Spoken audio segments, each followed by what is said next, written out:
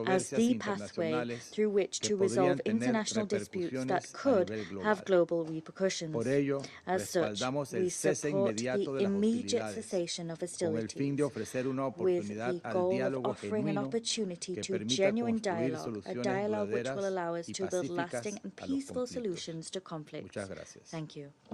I thank the representative of Panama for his statement, and I give the floor now to the representative of China. Thank you, President. I thank you for convening this emergency open meeting. I also thank Secretary General Guterres for his statement, and ASD Liancha and Director General Grossi for their briefings. Yesterday, the United States conducted strikes on 3 Iranian nuclear facilities in Fordo, Natanz, and Isfahan. China strongly condemns the U.S. attacks on Iran and the bombing of nuclear facilities under the safeguards of the IAEA. The actions of the United States seriously violate the purposes and principles of the UN Charter and international law, as well as Iran's sovereignty, security, and territorial integrity.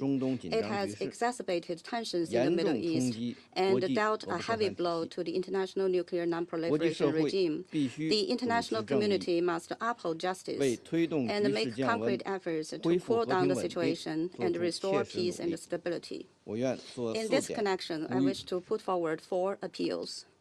First, we call for an immediate ceasefire and ending the hostilities. In the context of the abrupt escalation of tensions in the Middle East, China is deeply concerned about the risk of the situation getting out of control. The parties to the conflict, Israel in particular, should reach an immediate ceasefire to prevent a spiraling escalation and to resolutely avoid the spillover of the war. The parties concerned should abide by international law, curb the impulse to use force, and avoid exacerbating conflicts and adding fuel to the fire. Second, we call for effective protection of civilians. The ultimate victims of all conflicts are the innocent people. China is deeply saddened by the large number of civilian casualties caused by the conflict. Civilians and civilian facilities must not become targets of military operations. And the bottom line of international humanitarian law must not be breached. Parties to the conflict should place the interests and well-being of the people of the countries in the region above everything else, and make every effort to avoid harm to innocent civilians and refrain from attacking civilian facilities. Third, we call for commitment to dialogue and negotiation. Peace in the Middle East cannot be achieved by the use of force. Dialogue and negotiation are the fundamental way out. At present, diplomatic means to address the Iranian nuclear issue haven't been exhausted, and there's still hope for a peaceful solution. Parties should stay firmly committed to the political settlement of the Iranian nuclear issue and work to bring it back onto the track of a political solution through dialogue and negotiation, with a view to reaching an agreement acceptable to all parties. Fourth, we call for swift actions by the Security Council. The Security Council has the primary responsibility for the maintenance of international peace and security, and cannot stand idly by in the face of a major crisis. Russia, China, and Pakistan have proposed a draft resolution calling for an immediate and unconditional ceasefire, the protection of civilians, respect for international law, and engaging in dialogue and negotiation. We hope that Council members can demonstrate their strong sense of responsibility by jointly supporting the draft resolution to enable the Security Council to fulfill its responsibilities for the maintenance of international peace and security. China stands ready to work with the international community to foster synergy, uphold justice, and make unremitting efforts to restore peace and stability in the Middle East. Thank you, President. I thank the representative of China for his statement, and I now give the floor to the representative of Greece. Thank you, Madam President. Let me start by thanking the Secretary General for his introductory remarks, as well as Assistant Secretary General Liancha and Director General Grossi for the informative and timely briefings. Madam President, this is the third time in 10 days that this Council has been convened in an emergency meeting, and rightfully so. The situation is now more dangerous than at any point since June 13th. What the Secretary General referred to as a defining moment for our collective future has now become a reality. We have taken note of the military action against nuclear-related sites in Iran and are monitoring with concern the evolving situation very closely. Madam President, allow me to raise the following 3 points. First, we reiterate our call upon all parties to show restraint. There is no need for more violence, especially given the potential grave consequences. It is critical for the IAEA inspectors to be able to resume their activity and check on the status of the stockpiles of the enriched uranium, as well as of the remaining enriching capabilities of Iran. This is essential as the global non-proliferation architecture and regional and potentially global security come under intense stress. Second, I must reiterate a strong concern over the nuclear program of Iran, which should never be allowed to have nuclear weapons. We have time and again warned against non-compliance with the legally binding safeguards and JCPOA obligation. Against this background, Israel has the right to protect itself and live in peace and security with its neighbors. We can argue in this chamber, and so many times we have done, on whether Iran's nuclear program was exclusively peaceful or not. However, whatever the case may be, such high levels of enriched uranium in a region as volatile as the Middle East cannot but generate extreme uncertainty and instability. Third, it is of critical importance to ensure that civilians on all sides are protected. Last but not least, we take note with profound relief of DG Gross's remarks that as of this time, we do not expect that there will be any health consequences for people or the environment outside the targeted sites. Madam President, in closing, allow me to highlight, in no uncertain terms, the value of de-escalation as a first step towards sustainable peace. The international community and countries with influence must step in and offer a diplomatic way out, which must include the necessary security assurances. Involved parties need to act in full compliance with the UN Charter, international law, and international humanitarian law. Echoing the ancient virtue of sophrosine, self-restraint, we urge all parties to exercise the utmost moderation and engage in dialogue and diplomacy. I thank you. I thank the representative of Greece for his statement, and I give the floor now to the representative of Denmark. Thank you, Madam President. And I also thank the Secretary General for his presence and remarks, and Assistant Secretary Jenka and Director General Grossi for their briefings and updates. Madam President, we are meeting again today as the situation in the Middle East continues to escalate. Attacks between Israel and Iran have continued since our last meeting on Friday. Civilian casualties and widespread suffering continue to rise on both sides. Last night, a targeted operation was carried out by the United States against 3 nuclear facilities in Iran.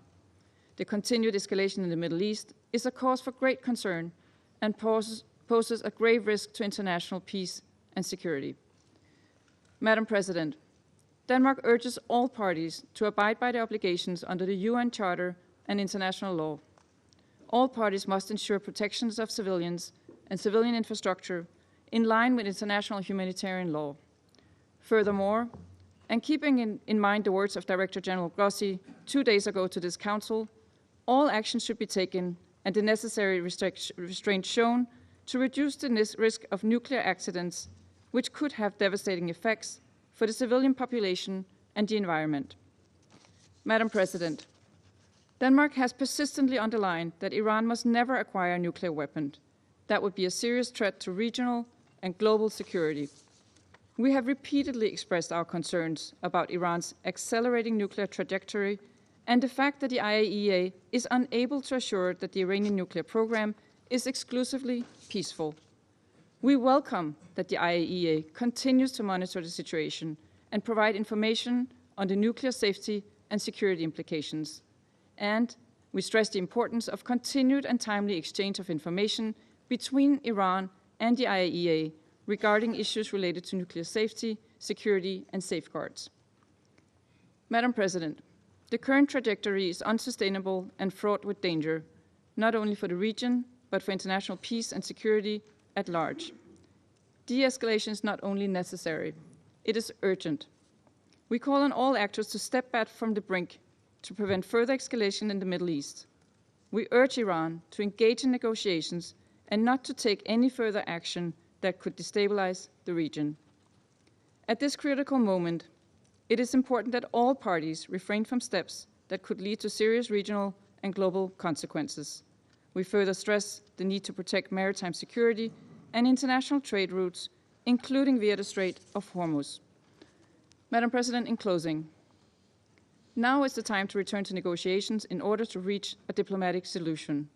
We call on all parties to exercise the utmost restraint and to engage in a diplomatic negotiated solution, which is the only viable path towards lasting peace in the region and beyond. Denmark stands ready to work with all parties to that effect. I thank you. I thank the representative of Denmark for her statement, and I give the floor to the representative of the Russian Federation. Madam President, we're grateful to the Presidency of Guyana for swiftly convening today's meeting of the UN Security Council linked to the acutely dangerous development we've seen in the Middle East, developments which have been further exacerbated by the overnight US strikes on Iranian sites. We'd like to thank the UNSG for his keynote address, as well as to ASG Yencha and DG Grossi for their briefings. Russia condemns in the most decisive terms the irresponsible, dangerous and provocative actions committed by the USA against the Islamic Republic of Iran, a sovereign member state of the United Nations. As we know, in the early hours on the 22nd of June, the US Air Force, in full cooperation and coordination with the Israeli Air Force, an Air Force which for over a week, in violation of the basic principles of international law, has been conducting massive strikes on Iranian infrastructure and sites, they together launched an unprovoked missile and bomb attack on 3 nuclear sites in Iran, sites under IAEA safeguards, Fordo, Natanz and Isfahan. In so doing, Washington yet again demonstrated its complete contempt for the position of the international community.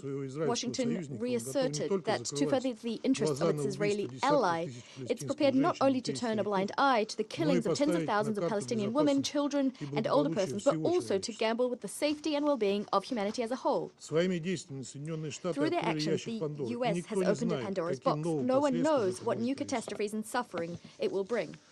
In the last 10 days, we heard 3 briefings from the IAEA DG, Mr. Rafael Grossi. He cautioned that strikes on Iranian nuclear infrastructure could have absolutely unpredictable repercussions, as well as that they pose a major threat to both the nuclear safety and security, not only in Iran, but also in the region and the world. Yet Washington is completely unconcerned. It's unconcerned by either the radiological consequences, nor the threat to the lives and health of a huge number of people, civilians including women and children in the region and beyond. Washington, much like West Jerusalem, sees itself as the highest judge in the land, vested with the right to mete out justice as it sees fit. Thus, the US has confirmed that in order to safeguard their global hegemony, it's prepared to commit any crimes, any violations of international law. Let me remind you that no one gave the US the authority to act in such a way. We insistently offered our US colleagues our mediation services so as to find a peaceful, mutually agreeable solution surrounding the Iranian nuclear program. Yet our US colleagues are clearly not interested in diplomacy today. Responsibility for this falls squarely on the shoulders of the US leadership, especially given that it is the US leadership that not only publicly acknowledged its responsibility for these actions, but actually flaunted it, demonstrating wholesale disregard for the norms of international law and the UN Charter, as well as Security Council resolutions, including Resolution 487 and Resolution 2231, as well as the Non-Proliferation Treaty, the NPT. Madam President, just 2 days ago, here in this very chamber, we heard from many delegations, including the closest allies of the US. They called for a de-escalation and for the settlement of differences around the negotiation table. Yet our US colleagues yet again ignored this position, the position of the entire international community, following Israel's lead, instead of checking Israel, instead of forcing it to halt the spiral of escalation. Today, we once again will be hearing from the US representative. We'll be hearing cynical statements about readiness to return to the negotiations table, as if there were no strikes using heavy payload bombs on Iran. Clearly, this is being done to hypercritically subsequently portray Tehran as the party that spoiled the negotiations process, the party that's supposedly undermining stability in the Middle East. Yet we believe that none of our sensible colleagues in the international community will believe our US colleagues anymore, much like they won't believe their attempts to convince the Security Council that Iran was trying to acquire nuclear weapons. Let me remind you that back in March, high-ranking U.S. intelligence officials said that the U.S. does not have information about Tehran's attempts to develop military nuclear capabilities. I imagine that many are getting a nagging sense of déjà vu today. Let me remind you that back in 2003, in this very chamber, the U.S. Secretary of State Colin Powell waved around a test tube, justifying Washington's plans to invade the territory of another sovereign state, only to having waged decades of chaos onto its people to not find any WMDs there. Today's situation is no different in substance to the one we saw in 2003. Again, we're being asked to believe the US's fairy tales to once again inflict suffering on millions of people living in the Middle East. This cements our conviction that history has taught our US colleagues nothing. We regret that today some of you in this room didn't and cannot muster up the courage to call a spade and to condemn Washington's actions. And it's very strange to be participating in this theatre of the absurd, this cynical theatre. We had the representative of the UK calling on Iran to exercise restraint, a country which was subjected to an unprovoked attack, which was bombed, it had its nuclear sites bombed, as if it were Iran, not Israel, and the US that was escalating the situation as much as possible. They're calling on Iran to exercise restraint. This is something other council members are doing. We've seen a lot of hypocrisy in this room, but this takes the biscuit. This is a surprising example of hypocrisy on the part of those who, over the last few days, has been whipping up tensions regarding Resolution 2231, which will soon expire. Madam President, throughout the last week, we witnessed a new, highly dangerous wave of escalation. Last night, the situation became wholly unprecedented in nature. The radiological repercussions of the US attacks remain to be assessed, and we're counting on the IAEA and its Director General to issue a clear-cut, professional and impartial analysis of the situation, including by presenting an objective report at the emergency session of the Board of Governors of the IAEA. Yet it's already clear that strikes on Iran's nuclear sites, including those conducted by one of the NPT's depositories, the US, that these attacks amount to a colossal attack on the global NPT regime, non-proliferation regime. They not only deal a blow to the authority of the IAEA, they also deal a blow to the entire system of inspections and control implemented by the agency. They also destroy the basis of the system of international cooperation, including de facto risking casting us back into the era of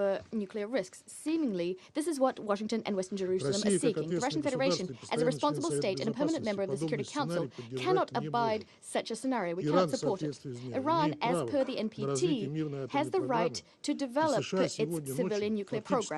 Overnight, the US has de facto nullified years of diplomatic efforts aimed at ensuring compliance with this fundamental principle.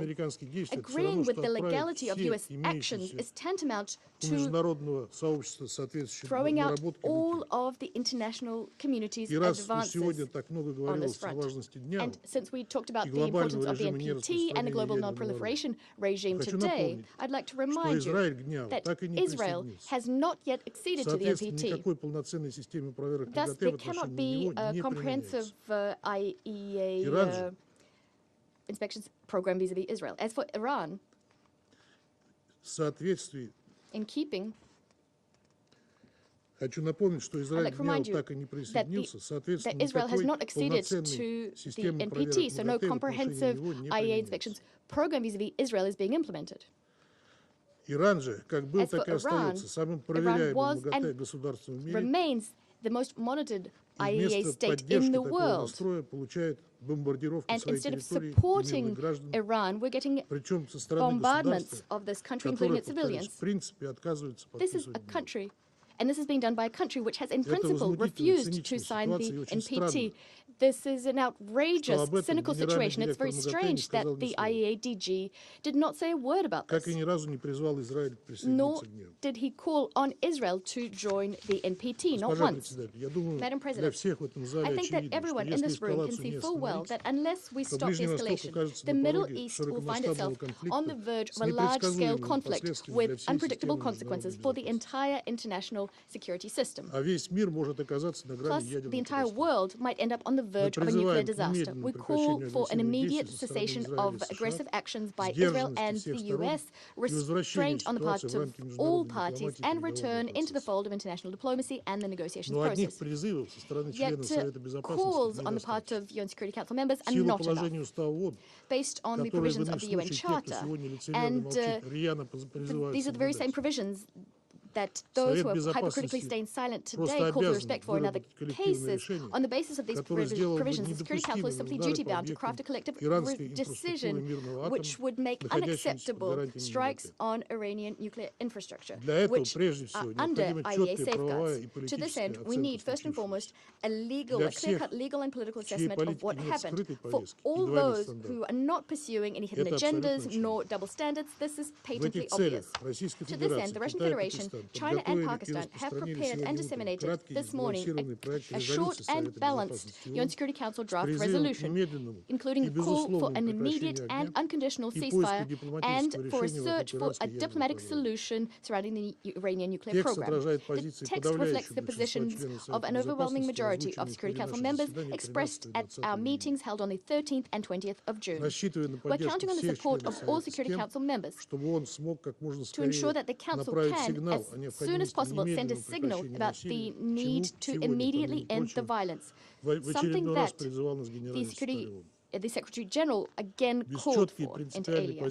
Unless the Security Council takes a clear-cut and principled position, further escalation is inevitable. We call on all Security Council members to adopt a responsible approach and to support the proposed draft. I thank you. I thank the representative of the Russian Federation, and I give the floor now to the representative of the United States. Thank you, Madam President, and thank you, Secretary General Antonio Guterres, Assistant Secretary General Miroslav Jenča, and Director General Rafael Grossi for your continued attention on this urgent matter of international peace and security. Madam President, last evening, U.S. military strikes targeted nuclear facilities in Fordo, Natanz, and Isfahan, with the aim of dismantling Iran's nuclear enrichment capacity and stopping the nuclear threat posed by the world's foremost state sponsor of terror. This operation sought to eliminate a long-standing but rapidly escalating source of global insecurity and to aid our ally Israel in our inherent right of collective self-defense, consistent with the UN Charter. For 40 years, the Iranian government has called for death to America and death to Israel, and posed a constant menace to the peace and security of its neighbors, the United States, and the entire world. Iran has attacked Israel with hundreds of ballistic missiles and through terrorist proxies. For decades, Iran has been responsible for misery and countless deaths across the Middle East. Iran's government and its proxies have also killed numerous Americans, including American service members in Iraq and Afghanistan. In recent weeks, Iranian officials have intensified their hostile bluster and rhetoric. Iran has long obfuscated its nuclear weapons program and stonewalled good faith efforts in recent negotiations.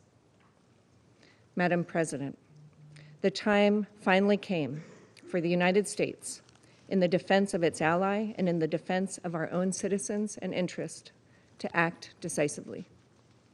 The Iranian regime cannot have a nuclear weapon. Let us be clear. Iran should not escalate. As President Trump said, any Iranian attack, direct or indirect, against Americans or American bases will be met with devastating retaliation. To fulfill its core mission of maintaining international peace and security, this Council must call upon the Iranian regime to end its 47-year effort to eradicate the State of Israel, to terminate its drive for nuclear weapons, to stop targeting American citizens and interests, and to negotiate peace in good faith for the prosperity and security of the Iranian people and all other states in the region. Madam President, a member state here today cast aspersions about hypocrisy and raised the forthcoming meeting on UN Security Council Resolution 2231. In that regard, I would point out that the recent IAEA report on verification and monitoring of Iran's noncompliance with obligatory nuclear safeguards shows clearly that Iran has been continuing to accelerate its nuclear activities without any credible civilian justification. We look forward to discussing the implications of this report and its broader implications on Tuesday, when the Secretariat briefs on the report on implementation of UNSCR 2231. Thank you, Madam President. I thank the representative of the United States for her statement, and I give the floor now to the representative of Slovenia. Thank you, Madam President. Secretary General, thank you very much for your remarks. And thank you also to Director General Grossi and Secretary General, Assistant Secretary General Jenča for their briefings. Madam President, this body is mandated to work for maintenance of international peace and security. There are moments in this chamber and outside, pivotal moments that shape our collective future. We believe today's debate is one of them. Slovenia denounces the sharp military escalation. This escalation risks to further exacerbate an already extremely dangerous and unstable regional situation and is threatening international peace and security. Therefore, we join the Secretary General's call on the parties to the conflict to disengage from further escalation and retaliation. We call for an immediate ceasefire. Madam President, we further call on the parties to the conflict to respect the UN Charter and international law, including the international humanitarian law. As we have been proven time and time again, violence and military conflicts lead nowhere but to an ever greater suffering of the innocent people of the Middle East. We are deeply alarmed about the toll of the ongoing situation on civilians, the chaos and the fear it is sowing. Madam President, Slovenia remains concerned about the size and unclear nature of Iran's nuclear program. We reaffirm our firm rejection of nuclear proliferation. At this point, I wish to express our full support to the work of the International Atomic Energy Agency and to you, DG Grossi. At this critical moment, with so much at stake, we must insist on diplomacy. A tailored diplomatic solution is needed. We welcome attempts of maintaining a diplomatic path in the recent days, namely the meeting of the E3 and the EU with Iran, and call on everyone else to follow this path. We call on the parties to the conflict and those with influence on them to prioritize diplomacy and peace and to return to the negotiating table. This must include Iran's nuclear question, leading us to establishing a credible, comprehensive, and verifiable solution, as well as dealing with other regional crises, including Gaza. Madam President, let me repeat. This is not a time for further escalations. This is not a time for retaliatory measures. It is time for de-escalation and diplomacy. It is time for peace. And we call on all leaders to show leadership for peace. I thank you. I thank the representative of Slovenia for her statement, and I give the floor to the representative of Somalia. Madam President, at the outset, Somalia wishes to thank the Presidency for convening the Council again in response to escalating and grave developments in the Middle East.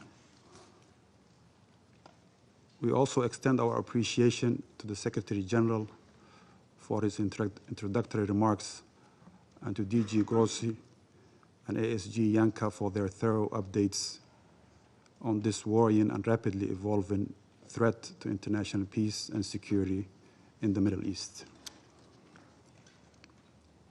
The recent attacks on nuclear facilities of Fordo, Natanz, and Isfahan in Iran represent a perilous escalation that threatens to engulf the entire region in an uncontrollable cycle of violence, suffering, and destruction.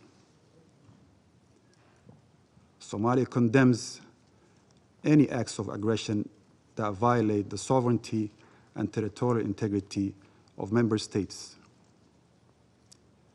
Such actions are in clear contravention of the principles enshrined in the Charter of the United Nations, in particular Article 2, Paragraph 4, which prohibits the threat or use of force against any state.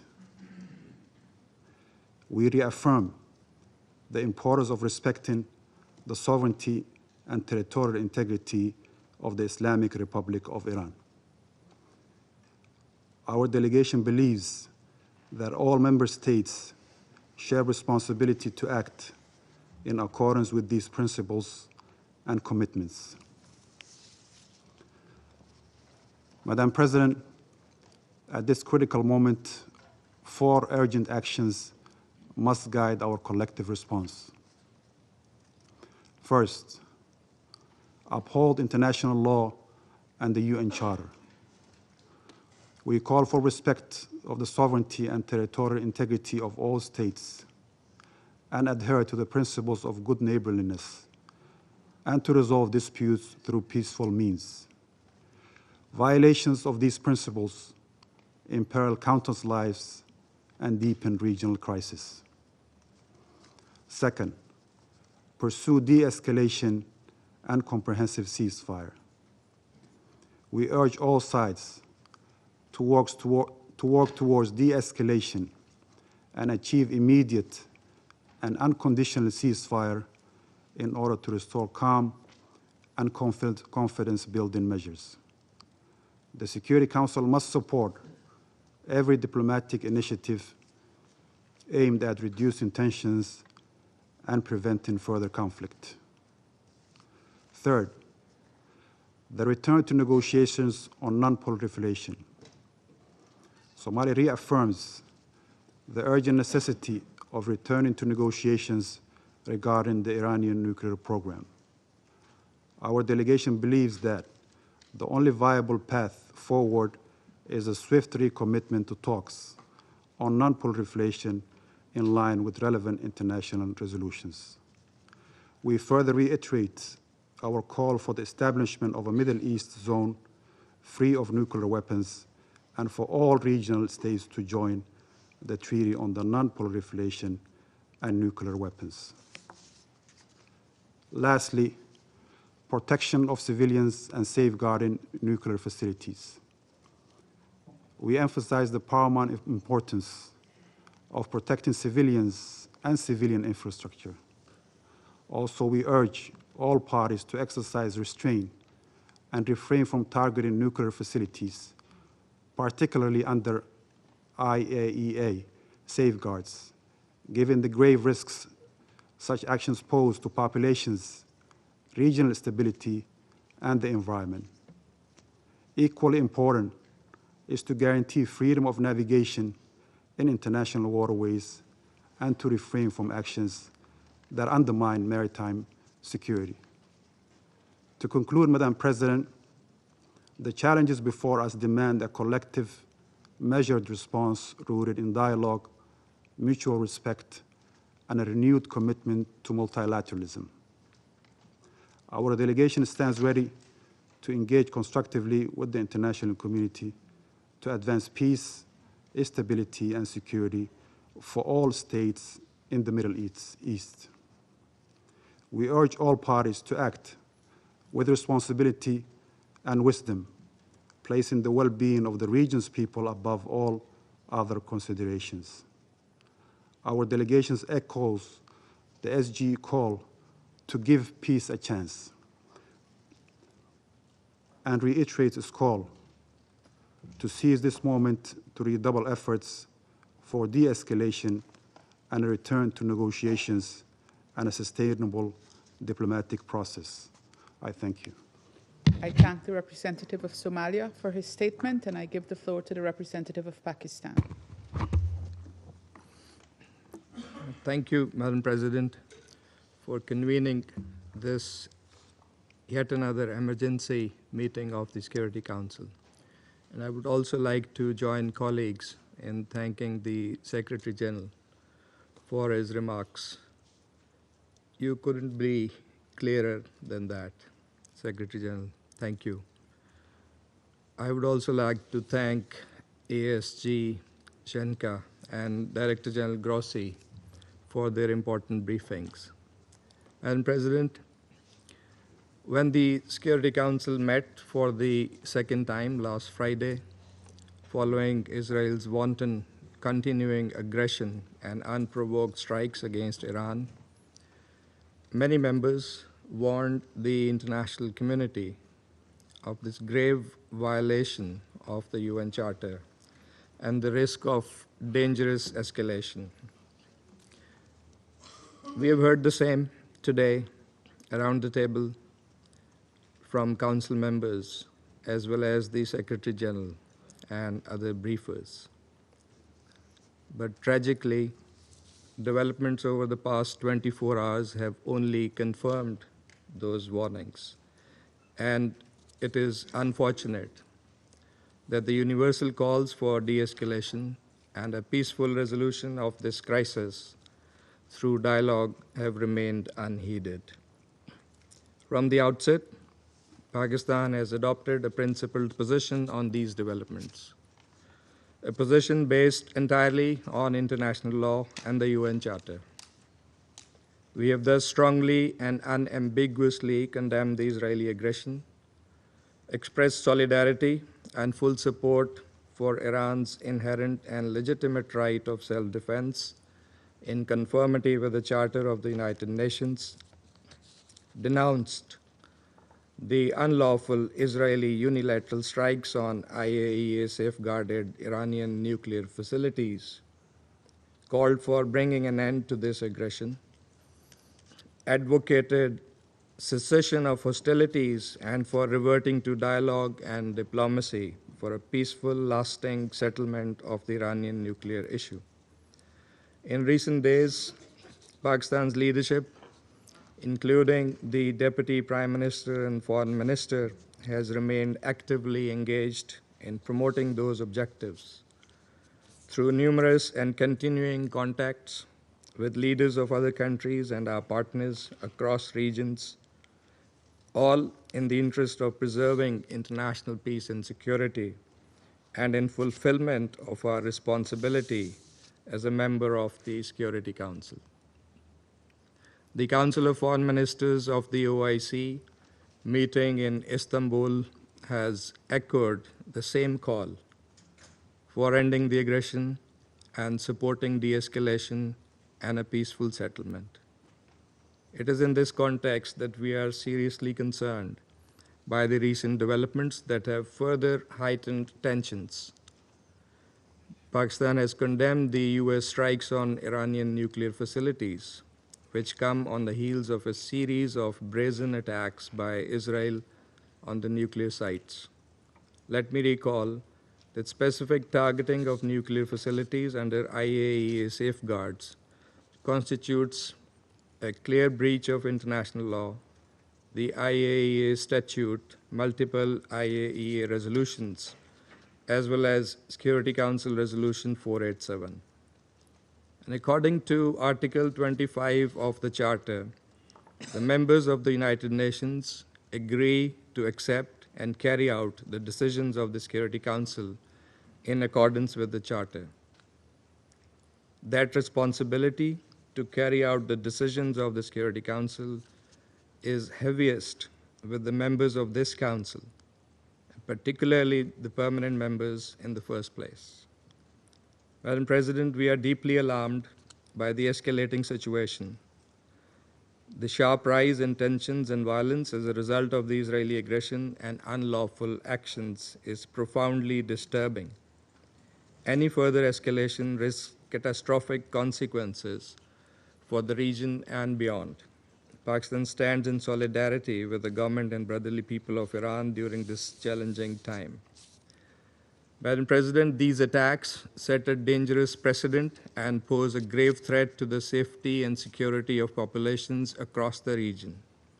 and indeed the world.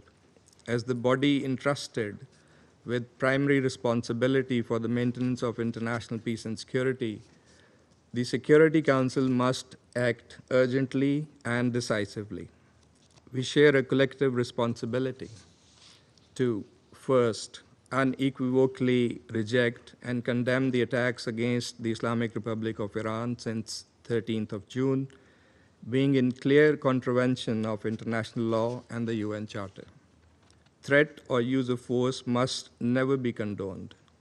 Article 2.4 is crystal clear in this regard, and so is Article 51. Second, denounce the attacks on IAEA safeguarded nuclear facilities, which violate Security Council and IAEA resolutions as well as international humanitarian law. Third, reaffirm the obligation to protect civilian lives and property on both sides. All parties must adhere fully to international law, particularly international humanitarian law. Fourth, call for an immediate cessation of hostilities and a complete ceasefire. Fifth, promote urgent recourse to dialogue and diplomacy consistent with the purposes and principles of the UN Charter to find a peaceful and lasting resolution to the Iranian nuclear issue. Madam President, in pursuit of these objectives, Pakistan has joined China and Russia in circulating a draft resolution. Among other things, this resolution calls for an immediate and unconditional ceasefire, urges all parties to refrain from further escalation, demands the urgent protection of civilians and civilian infrastructure, and supports a diplomatic path forward on the Iranian nuclear issue that is acceptable to all parties. And listening to similar concerns and priorities expressed by many of the Council members today, we sincerely hope that the draft resolution will receive the Council's support, enabling it to respond with unity and resolve urgently and effectively in line with the gravity of the situation. And Pakistan stands ready to engage constructively with all Council members in this regard. Madam President, the Middle East, already burdened by prolonged instability, history of Israeli illegal occupation, and continued denial of the Palestinian right to self-determination and statehood, cannot absorb another crisis. We must act now to prevent the situation from spiraling further out of control. History has taught us that the use of force and unilateral military actions only deepen conflicts and entrench divisions, with tragic human and humanitarian consequences. Dialogue and diplomacy remain the only path forward. These must be pursued with seriousness and sincerity by all. I thank you. I thank the representative of Pakistan for his statement, and I give the floor to the representative of Algeria.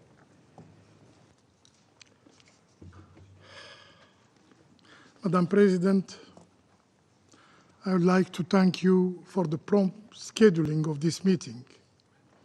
I thank the Secretary General for his remark. We share your assessment that this is a dangerous escalation in the region already on the edge. And we echo your pressing call on member states to de-escalate and to uphold their obligation under the UN Charter and other rules of international law. I also thank ASG Jenka and Director General Grossi for their briefings. Madam President, the world, and especially the Middle East, cannot endure another war.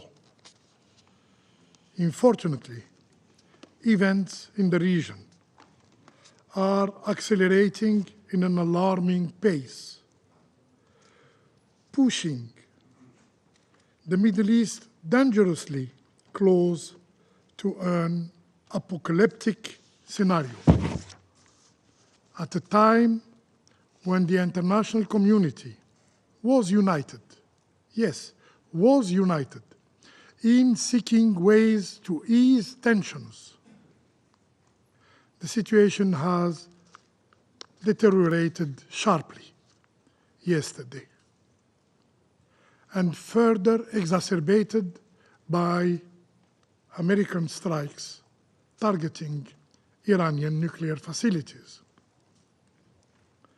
Algeria expresses its deep concern and regret over this grave development, which significantly worsens the security and exposes the entire region to unprecedented risks with potentially uncontainable consequences.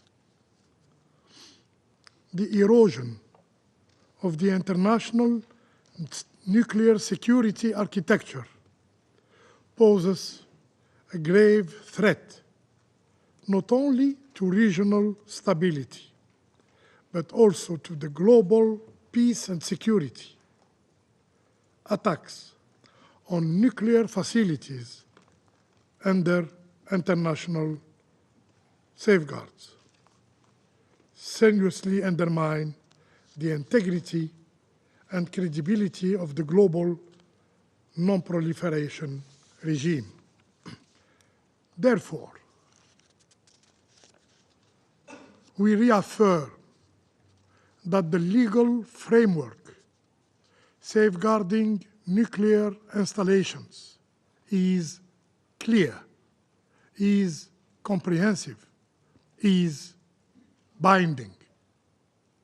Its very existence is precisely to ensure the highest levels of safety and protection for such facilities. The resolution of the IAEA General Conference repeatedly and explicitly state that, I quote, any armed attack on and threat against nuclear facilities devoted to peaceful purposes constitute a violation of the principles of the United Nations Charter, the international law, and the statute of the agency. These resolutions remain fully valid and applicable to the current situation. Under no circumstances should nuclear facilities be subject to attack. Upholding international law is not optional. It is a binding obligation upon all member states. Madam President, what lies ahead? What space remains for diplomacy? What responsibility rests with this Security Council? What we are witnessing today is a profound and perilous reversal. War has become the denial of diplomacy and politics by all means. Diplomacy, our job, long regarded as the primary tool for conflict resolution, is now being compelled to yield, to step aside, to allow force to take precedence. And this council, for some, and especially for Middle East issues,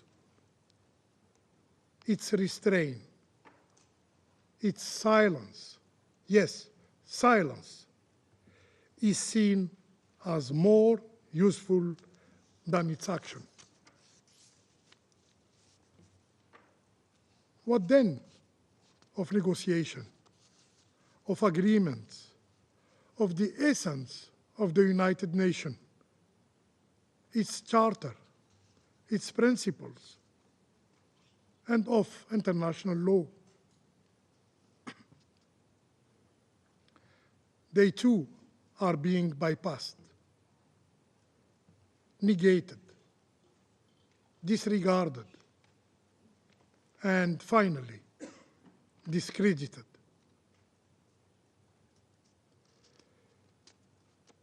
Future generations will remember not only what we said,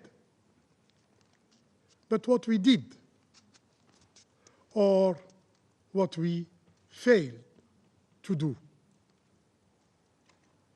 We, the Security Council members, especially the elected one. Madam President, to reaffirm Algeria's position clearly, the only viable path forward is a return to diplomacy, an approach rooted in international legality, the principles of the United Nations Charter, and the pursuit of a peaceful resolution. We must collectively draw on the lessons of the region's painful history, which clearly shows that military solutions have never succeeded in resolving its complex challenges. Algeria reiterates again its firm call for an immediate ceasefire, a return to the negotiating table, and a sincere commitment by all concerned parties to finding a peaceful and negotiated solution to the Iranian nuclear issue, including the lifting of sanctions. Should I remind what the Charter clearly states? I quote, "All members shall settle their international dispute by peaceful means." End of quote. I thank you. I thank the representative of Algeria for his statement. I shall now make a statement in my capacity as representative of Guyana. I thank you, Secretary General Antonio Guterres, for your presence here today and for your remarks. I also express our appreciation to Assistant Secretary General Miroslav Jenca and IAEA Director General Grossi for responding swiftly to our urgent request to brief the Security Council. Colleagues, just 2 days ago, we met in these chambers and made urgent calls for diplomacy and de-escalation in relation to the ongoing conflict between Israel and Iran. The Secretary General appealed to give peace a chance, and many of us echoed that call. Guyana, like so many other countries, including on this Council, has consistently called for Israel and Iran to exercise maximum restraint and to avoid any miscalculations that would further plunge the region into deeper crisis. Colleagues, for months, we have listened to the increasingly dangerous rhetoric and threats. However, What we need at this time is leadership and diplomacy. In this context, Guyana offers the following considerations. First, what is unfolding in the Middle East concerns us all. We must renew our calls for de-escalation and urge the concerned parties to step back and return to diplomacy and dialogue. We call on influential states to encourage the parties in this direction. Resist the temptation to fan the flames of conflict, given the potentially grave humanitarian and security impacts, as well as the attendant effects on global trade, including oil prices and food security.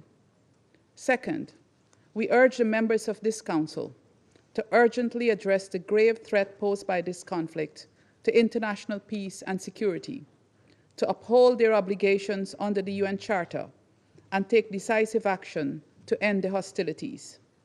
We must ensure that the parties avoid being trapped in a retaliatory tit-for-tat loop of violence that undermines regional and global peace and security. Finally, the headwinds we face are indeed testing our collective resolve. Guyana reiterates its call for all parties to abide by the principles of the United Nations Charter and to respect and uphold international humanitarian law, particularly the principles of distinction, proportionality, and precaution, and ensure the protection of civilians and civilian objects. We also reiterate that the right to self-defense absolves neither party of their responsibilities and obligations under international law. I thank you. I resume my function as President of the Council. Before opening the floor, I would like to remind all speakers that this is a formal meeting of the United Nations Security Council and of the need to ensure proper decorum in the delivery of their statements and to refrain from personal attacks. I now give the floor to the representative of the Islamic Republic of Iran. Thank you. In the name of God, the compassionate, the merciful, thank you, Madam President, for your valuable effort to promptly convening this emergency meeting in your capacity as the President of the Security Council. We welcome the presence of Secretary General at this meeting, and we also listen to the statement made by the ASG, Mr. Jenka. We appreciate all those members who have chosen to stand on the right side of history and thus strongly condemned the act of aggression of the United States and the Israeli regime against my country. Madam President, I address this Council today for the third time since the brutal aggression against my country, first by the Israeli regime on June 13th and now by the United States. I speak with utmost urgency and grave concern on behalf of our people, a peace-loving nation of nearly 100 million people. Today, another stain was recorded in the political history of the United States. After the illegitimate Israeli regime failed to do the worst dirty work, Trump was forced in the early hours of Sunday, June 22, to personally carry out the most sordid part of this vile agenda. Once again, the internationally wanted war criminal Netanyahu succeeded in hijacking U.S. foreign policy, dragging the United States into yet another costly, baseless war. America has once more recklessly chosen to sacrifice its own security merely to safeguard Netanyahu. Once again, the world has witnessed the blatant corruption of the U.S. political system and its leaders. As an independent, peace-seeking nation, the Islamic Republic of Iran had repeatedly warned the warmongering U.S. regime to refrain from stumbling into this quagmire. Even though Iran reserves its full and legitimate right under international law to defend itself against this blatant U.S. aggression and its Israeli proxy, The timing, nature, and the scale of Iran's proportionate response will be decided by its armed forces. Throughout history, the resilient and united Iranian nation has withstood deeper wounded and faced more vicious enemies, and this time too. It will show its dignity, strength, and greatness to the world. Over the past 10 days, the Israeli barbaric assault, the international bodies, including the UN Security Council and the International Atomic Energy Agency, have been provided with all the necessary information and warning. Yet, they have proven once again that the so-called 8 decades-long quest to prevent war and aggression is hollow and powerless in practice. Madam President, history will not forget these tragic days. It is profoundly heartbreaking that a peace-loving country, one of the founders of the United Nations with over 5,000 years of culture and civilization, responsible party to the UN Charter and the NPT, and non-nuclear weapon state, has been under armed attack by an illegitimate regime, no by its chief backer, the United States, but possesses thousands of nuclear warheads. The United States, a permanent member of this council, the depositary of the NPT, and the only state that has ever used nuclear weapons, murdering millions in 2 cities, has now once again resorted to illegal force, waged a war against my country under a fabricated and absurd pretext, preventing Iran from acquiring nuclear weapons. What a bitter and tragic irony. Madam President, this US and Israeli regime aggression is a clear and flagrant breach of international law. It breaches the preliminary norms of prohibition of aggression and the very fundamental principles enshrined in the UN Charter, namely Article 2.4, which categorically prohibits the threat or use of force against the sovereignty and territorial integrity of any member state. This illegal act also violates the Charter, a statute of the IAEA, relevant resolution of the Agency General Conference, Security Council Resolution 487 and 2231, as well as the NPT itself. Colleagues, while the representative of the United States continues to make baseless accusations against Iran, the international community is well aware of the well-documented and dark record of military intervention, illegal use of force against other sovereign states, and sponsorship of terrorism by the United States in the Middle East and across the world. The facts speak for themselves. All US allegations against Iran are unfounded, with no legal basis and politically motivated. One clear example is the horrific and cowardly assassination of martyr Major General Qasem Soleimani and his companions. He was cowardly and deliberately assassinated while visiting Iraq at the formal request of the Iraqi government. This crime carried out by the United States forces on direct order of the then President of the United States, who yesterday again claims the responsibility for such a heinous crime. Major General Soleimani remains a hero for our people and the nation in the region for countering terrorist groups, in particular Daesh. Madam President, from its illegal invasion of Iraq and Afghanistan to its catastrophic intervention to Libya, the United States had ignored the UN Charter, shattered entire societies, and destabilized the region for decades. The people of these countries continue to pay the price for these reckless policies. Madam President, Israeli attack on June 13 and the US aerial strike on June 21 did not occur in vacuum. They are a direct result of the illegal and politically motivated actions of the United States and its European partners, the United Kingdom, France, and Germany, as well as biased conduct of the IAEA Director General.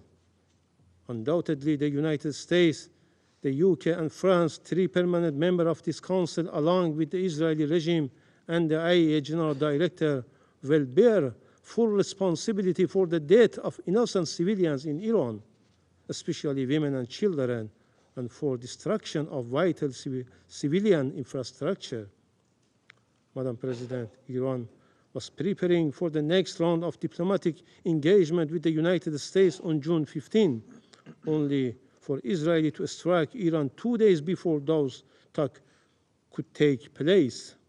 In fact, Israel decided to destroy diplomacy. The so-called offer of diplomacy was nothing more than a deceitful policy to mislead the international community. This week, as our foreign minister held talks with the E3, European Troika, and the European Union, the United States decided to destroy the diplomacy. What conclusion can be drawn from this situation? From the perspective of Western countries, Iran must return to the negotiation table. But as Iran's foreign minister mentioned, how can Iran return to something it never left, let alone? Madam President, the pattern is evident. The NPT, a cornerstone of non-proliferation regime, has been manipulated into a political weapon. Instead of granting parties legitimate right to peaceful nuclear energy, it has been exploited as a pretext for aggression and unlawful action that jeopardize the supreme interest of my country. The selective double standards behavior of IAEA board and the Security Council turning a blind eye to Israeli past attack on Iraq's Osirak reactor. It assaults on Iran nuclear sites under IAEA safeguards, and its ongoing aggression is a moral, political, and legal disgrace. This shame will forever tarnish the credibility of these international bodies. With such blatant bias, there is no assurance that the other NPT member will not face similar aggression. Madam President, for more than 2 decades, Israeli, an outlaw nuclear-armed regime that refused to join the NPT despite Security Council Resolution 487, has promoted the deceitful and false narrative that Iran is on the cusp of acquiring a nuclear weapon, while there has not been even one shred of evidence to substantiate such baseless allegation.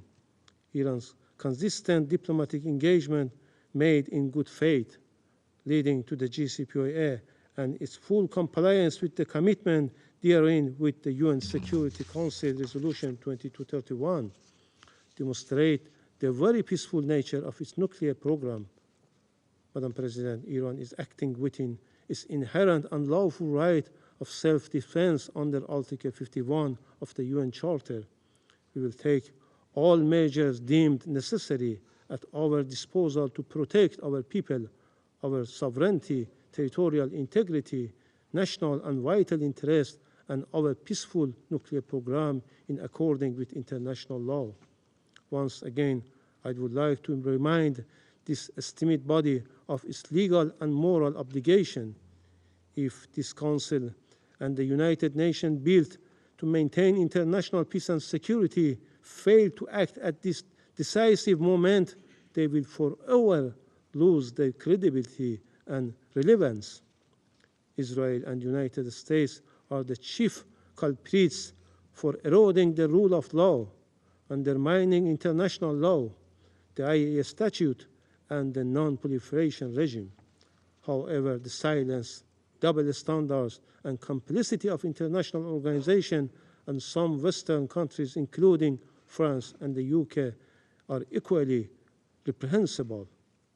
The UN Security Council should immediately act under Chapter 7 of the United Nations Charter to redress such injustice and gross violation by strongly condemning the blatant aggression, violation, and heinous crimes committed against the Islamic Republic of Iran, adopting effective enforcement action against the aggressor, hold the United States and Israeli regime fully accountable, place the Israeli nuclear facilities under agency safeguard.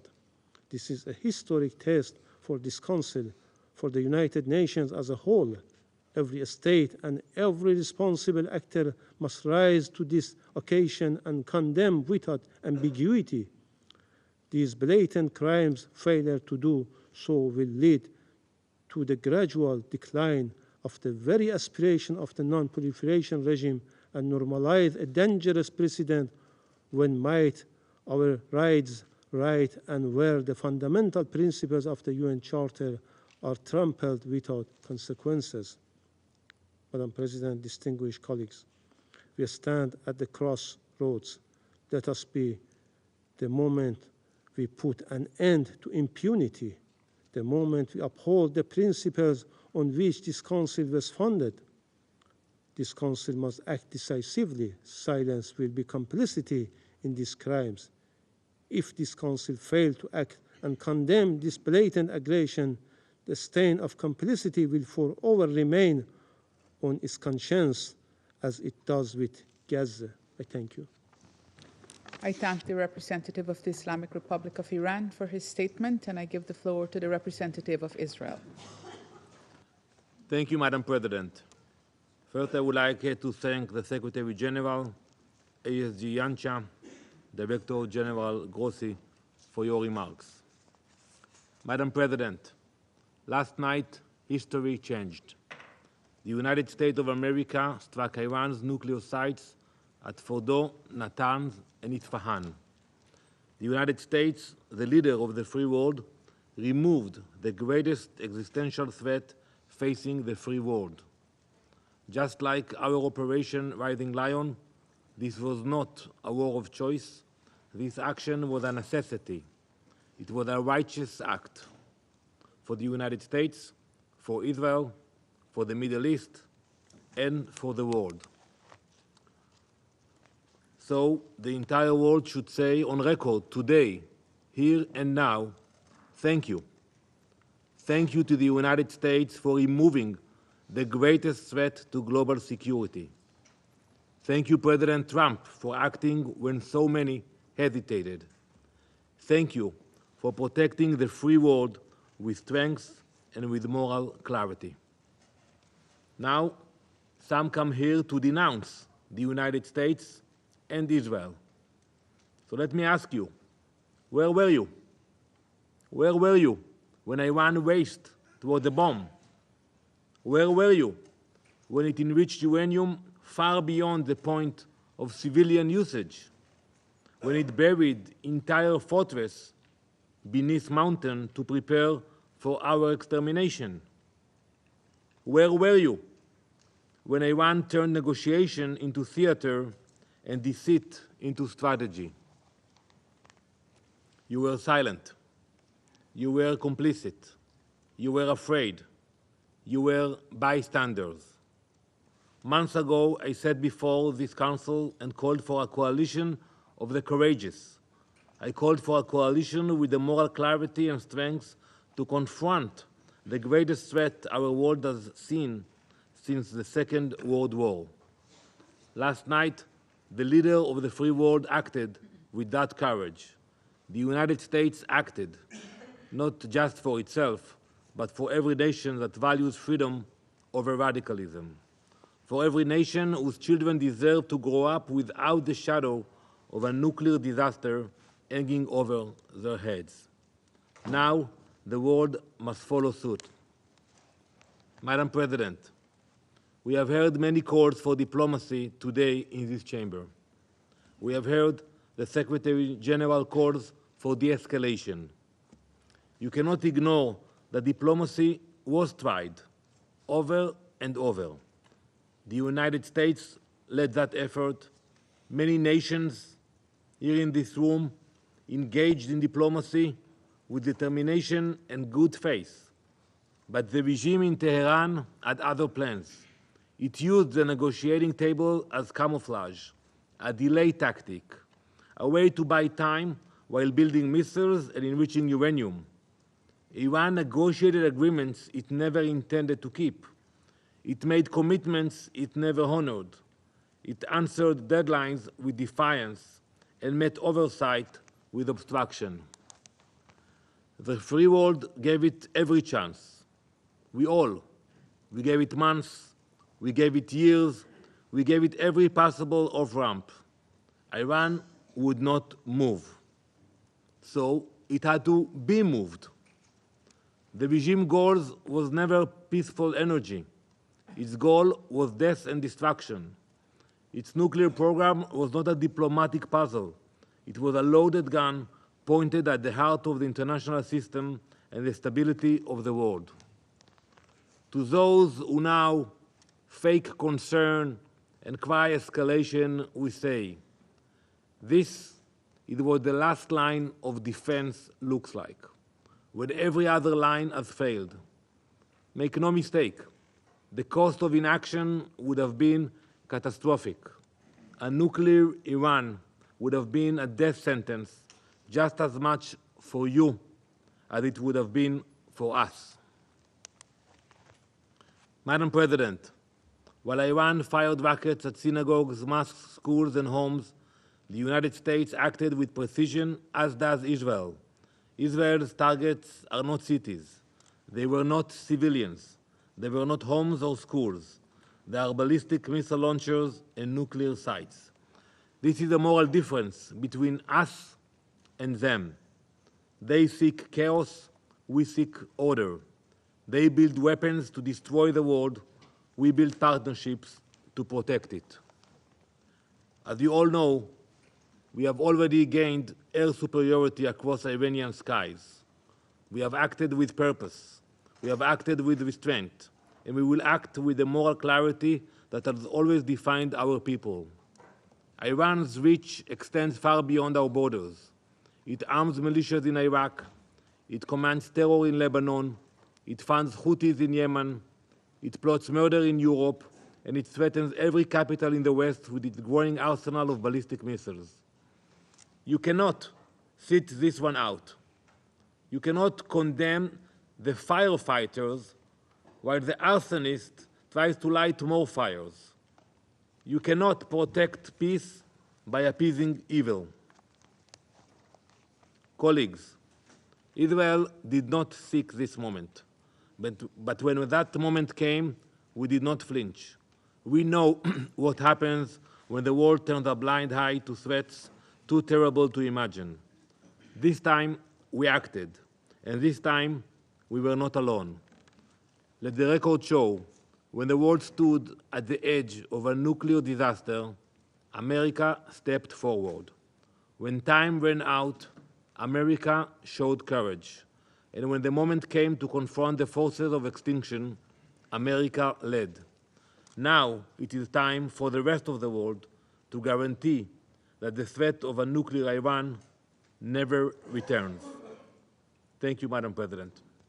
I thank the representative of Israel for his statement, and I give the floor to the representative of Kuwait. شكرا السيدة الرئيسة. Thank you, Madam President. Allow me at the outset to wish you and your friendly country to thank you for quickly calling for this meeting and to thank the Secretary General for being here and for his righteous words at the start of this session. I also thank Mr. Miroslav Grencha and Mr. Grossi for their valuable briefings. بالنيابة عن دول مجلس التعاون بدول الخليج العربية والتي تضم كل من دولة الإمارات العربية المتحدة ومملكة البحرين والمملكة العربية السعودية ودولة قطر سلطنة عمان وبلادي دولة الكويت. فإننا نؤكد بأن المجموعة الخليجية تتابع ببالغ القلق التطورات المتسارعة في المنطقة لا سيما تلك الأخيرة التي شملت استهدافا لمنشآت نووية داخل facilities inside Iran in a dangerous development that threatens regional and international peace and stability. GCC countries warn against the repercussions of the continuation of this escalation that could lead to further tensions and exacerbate risks that face the security of the region and its peoples. We call for an immediate cessation of military actions and exercise of maximum restraint, avoiding anything that could lead to a spillover of this conflict, while reiterating that dialogue and diplomatic means are the best means to address conflicts and reach peaceful solutions. In this context, GCC countries reiterate the importance for this Council and the international community to shoulder their responsibilities fully towards stopping these violations and to genuinely work on ensuring the respect of the sovereignty of states and the safety of their critical facilities, including nuclear facilities that are under the IAEA safeguards regime.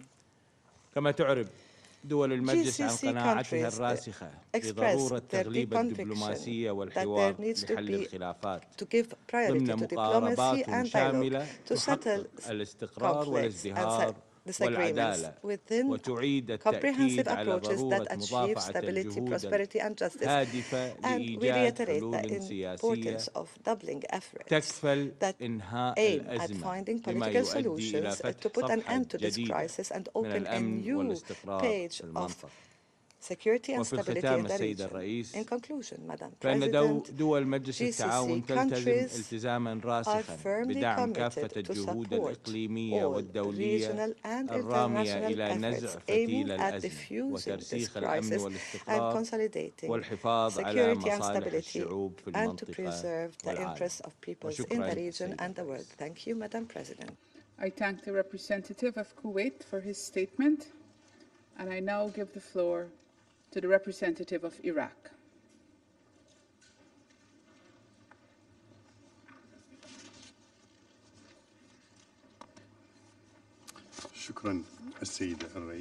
I thank you, Madam President. I thank you for and value your efforts in convening this emergency session. We thank His Excellency the Secretary General for participating in this meeting and acknowledging the gravity and the repercussions of the current situation and his calls for de-escalation. We thank the Assistant Secretary General as well as the Director General of the IAEA. Madam President, the Security Council meets today in an emergency session, and it bears upon its shoulders the task of maintaining international peace and security at a time when our region is witnessing a dangerous escalation that threatens to destabilize the world and the region. Iraq speaks in a moderate voice and expresses its extreme concern over the accelerating and dangerous developments that the region is witnessing, at the forefront of which is the ongoing military escalation and the ensuing military attack against 3 nuclear reactors in Iran. And we believe in Iraq that this attack is a dangerous escalation and a direct threat to regional and international peace and security. It risks increasing the chances of conflict and the chances of the war expanding as other regional and international parties join the fray with no authorization by the Security Council. This raises serious questions on the respect for the global order that is based on international legitimacy.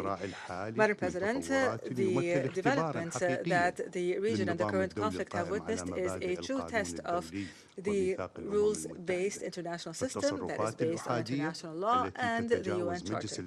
Unilateral actions that bypass the Security Council weaken the prestige of the international organization and keep the door open to military chaos with unpredictable consequences.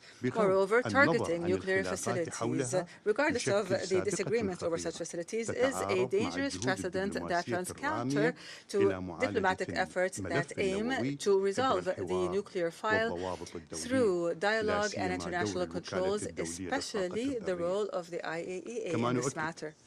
Iraq confirms that targeting declared nuclear facilities is a dangerous precedent in the non-proliferation regime and the comprehensive safeguards regime, as indicated in the Resolution 487 as well as the IAEA Board of Governors. It also runs counter with Article 4 of the NPT Treaty, which guarantees all member states the right to develop and use nuclear energy for peaceful purposes within a framework of transparency and international oversight. Targeting nuclear facilities could lead to catastrophic radiation leakage that would go beyond the borders of the targeted state and would pose a direct threat to the lives of nearby human beings and the environment, including Iraq.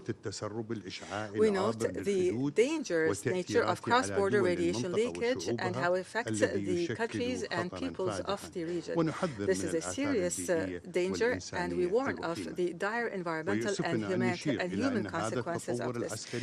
We regret to note that this military development has narrowed the timeline and diplomatic horizon for a potential peaceful resolution. Moreover, it did not give negotiations and political attempts to resolve tensions a chance.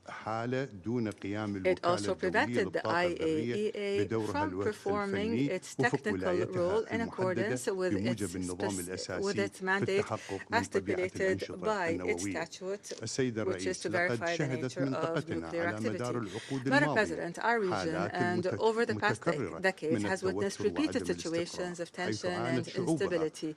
Our peoples have suffered from war and conflict that have brought death upon the people and destruction upon infrastructure and have obstructed development offers.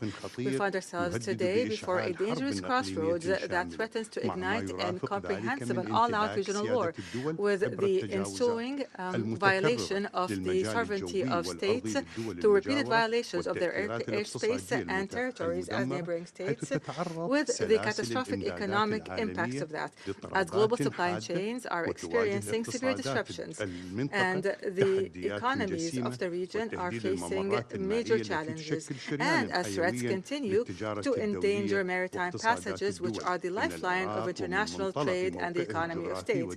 Iraq, and based on its geographic location and regional role, is directly impacted by these developments.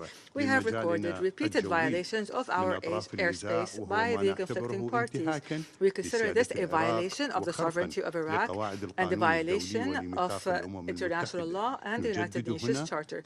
We renew our firm belief, our firm rejection that Iraq absolutely rejects the use of its territories or airspace to carry out military operations that harm the safety and security of any state in the region, regardless of the party involved or the purposes invoked. In closing, Madam President, Iraq stresses the need to reinstate trust in joint international action. The Security Council must once again be the main forum where crises are handled. We stress the importance of respecting the sovereignty of states whose territories and airspace must not be used in any military confrontation without their consent. Iraq calls for bolstering diplomatic solutions and for activating negotiations and for learning from the lessons of past crises in the region. Iraq calls for the protection of civilians from any military action that affects them directly or indirectly. The peoples of our region are looking to this Council and expecting it to shoulder its historic and legal responsibilities at this crucial juncture, so that wisdom and dialogue would prevail, so that we must work together to lay down the foundations of stability and peace in the region, foundations of justice and respect for international law and international humanitarian law. We call on all parties to avoid further escalation and to return to serious and responsible dialogue in order to maintain the stability of the region and the world. I thank you. I thank the representative of Iraq for his statement. There are no more names inscribed on the list of speakers. The meeting is adjourned.